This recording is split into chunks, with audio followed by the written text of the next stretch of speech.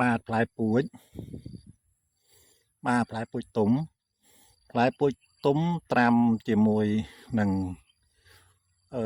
សូរ៉ាដែលបាត់ដោយអង្ករសុទ្ធបាទ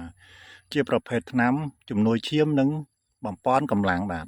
ផ្លែពួចចំណែកឬពួចបាទ